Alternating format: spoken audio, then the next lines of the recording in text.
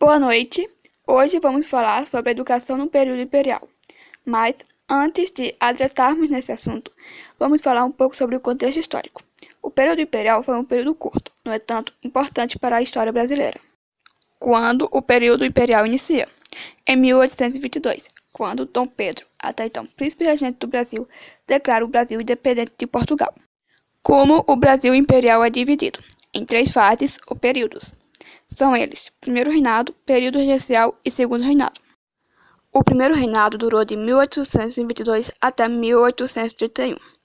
Durante esses 9 anos, o Brasil foi governado por Dom Pedro I, coroado imperador do Brasil em dezembro de 1822. No decorrer do primeiro reinado, a primeira Constituição brasileira foi outorgada em 1824. Nela dizia que o Brasil era instituído por 4 poderes: executivo, legislativo, judiciário e moderador. Esse último, exigido pelo próprio imperador. Além do que, o imperador tinha o poder de escolher os presidentes das províncias. O governo de Dom Pedro I começa a declinar quando os cofres públicos faliram em decorrência de gastos efetuados para enfrentar a Confederação do Equador e a Guerra de Cisplatina, movimentos que tinham como objetivo tornar suas províncias independentes do Brasil, além de fatores políticos. Com tudo isso, Dom Pedro I resolve abdicar do trono em favor de seu filho, Pedro de Alcântara. Como na época Pedro só tinha 5 anos, ele não pôde assumir o governo, dando assim início ao período regencial. O período regencial durou de 1831 até 1840.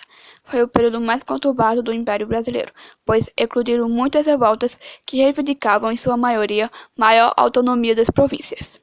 Algumas revoltas que ocorreram no período regencial foram a Cabanagem, no Pará, a Sabinada, na Bahia, a Balaiada, no Maranhão e Piauí, e a Farroupilha, no Rio Grande do Sul, além de revoltas escravas, como Carrancas e os Malês.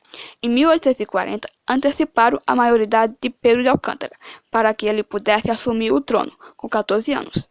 Essa estratégia ficou conhecida como o golpe da maioridade. Em julho de 1840, Dom Pedro de Alcântara foi coroado Dom Pedro II, imperador do Brasil, dando início ao segundo reinado. O período mais longo do Império durou de 1840 até 1889, quando foi proclamada a República. Durante o segundo reinado, houve a abolição da escravidão, a ascensão do café como principal produto da economia, o começo da imigração no Brasil, entre vários outros fatos. A queda do Império ocorreu devido a divergências com cafeicultores, exército e com a Igreja. Perante tudo isso, em 15 de novembro de 1889 foi proclamada a República no Brasil pelo Marechal Deodoro da Fonseca, dando fim ao Império. O ensino no Império foi estruturado em 3 níveis: primário, secundário e superior.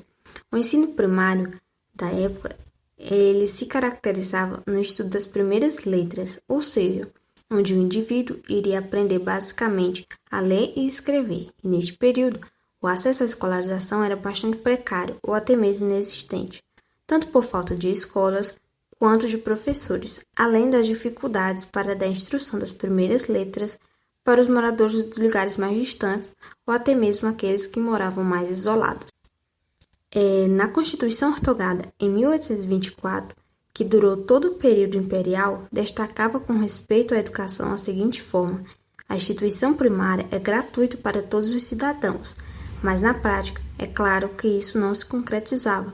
E claro que aqueles mais pobres, como os escravos, índios e as mulheres, não podiam participar. E somente desse modo, para dar conta de gerar uma lei específica para a instrução nacional, a legislatura de 1826 promoveu muitos debates sobre a educação popular naquela época, e somente em 15 de outubro de 1827, a Assembleia Legislativa aprovou a primeira lei sobre a instrução pública nacional do Império do Brasil, estabelecendo que em todas as cidades, vilas e lugares populosos haveria escolas de primeiras letras que forem necessárias.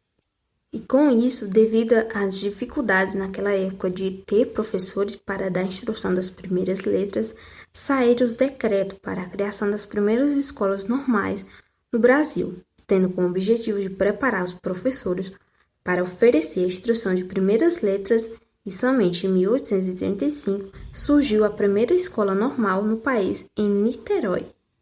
Várias outras escolas normais foram criadas. em 1836 na Bahia e 1845 no Ceará, e em 1846 a de São Paulo. É claro que nas escolas, naquele período, ela tinha valores antigos diferentes comparado às de hoje. Naquele tempo, as escolas, desde as escolas primárias, eles separavam meninos e meninas. Eram instruídos as primeiras letras separadamente, meninos e meninas em uma sala diferente. Naquele tempo também, a educação ela ficava a cargo do poder central, do Estado. Só que com a reforma de 1834, ficou a responsabilidade das províncias. Com muitas dificuldades que as províncias vinham enfrentando e com pouca infraestrutura para fornecer esse ensino de qualidade, ela não conseguiu gratuir para todos a escola primária. Bom, ensino secundário. Uma coisa importante que temos que saber é que o ensino secundário primário não tem uma ligação. E atualmente a escola, ela oferece uma educação com um sistema progressivo, que significa que os alunos vão passando de ano e entrando em turmas mais desenvolvidas.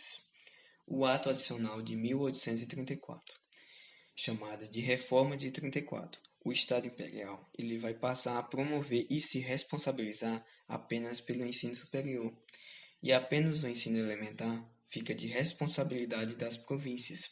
E como já foi falado, as províncias não tinham uma estrutura para se manter as escolas naquela época. E já em 1837 foi criado um colégio chamado de Dom Pedro II. Esse colégio era um modelo do Estado Imperial, com ensino elementar e secundário. Uma observação interessante é que as escolas que eram gerenciadas pelas províncias, elas precisavam se adequar às escolas padrão, que era a escola de Dom Pedro II, mas não tinha condições de se padronizar. Inclusive, tinham que ser usados os mesmos livros didáticos, e isso ia gerar uma desigualdade, pois as províncias não tinham estrutura. Já em 1860, iniciava alguns debates sobre a educação brasileira. O foco desses debates era imprimir um ensino nas escolas e defendia algumas ideias, como, por exemplo, a liberdade de ensino e as novidades pedagógicas. E em 1879 vai surgir uma reforma de Leôncio de Carvalho, que era conhecido naquela época como um inovador, onde surgiu uma lei que defendia alguns pontos: liberdade de ensino, liberdade de frequência, liberdade do credo religioso, criação de escolas normais, matrículas de escravos e implantações das tendências positivistas. Bem, dando continuidade aqui na educação superior, corte portuguesa no Brasil. Com a presença da corte portuguesa no Brasil, provocou várias transformações na colônia na época. Foram abertos portos brasileiros para o comércio exterior e também foram criadas várias instituições de ensino superior, que dentro delas está a Academia Real da Marinha, Academia Médico Cirúrgico da Bahia, ambos 1808, Academia Real Militar, 1810. No Brasil Imperial, o ensino superior era elitista, que era para somente os filhos de nobres e proprietários de terra. Só eles poderiam adentrar num curso superior na época. A elite ela começou a clamar por mais instituições e novos cursos superiores, e foi então que foi criada uma lei, que é a Lei de 11 de agosto de 1827, que garantiu mais 2 cursos jurídicos, né? Que um foi criado no Mosteiro de São Bento, em 1827, que ficava em Olinda, Pernambuco, e o outro ficava em São Paulo, que foi no ano de 1828, no convento de São Francisco. Em 1879, Foi então que deu fim do Império no Brasil. Apesar de propostas interessantes, não havia surgido nada de concreto na educação brasileira, fazendo que as ações educacionais mantivessem fracas, escassas.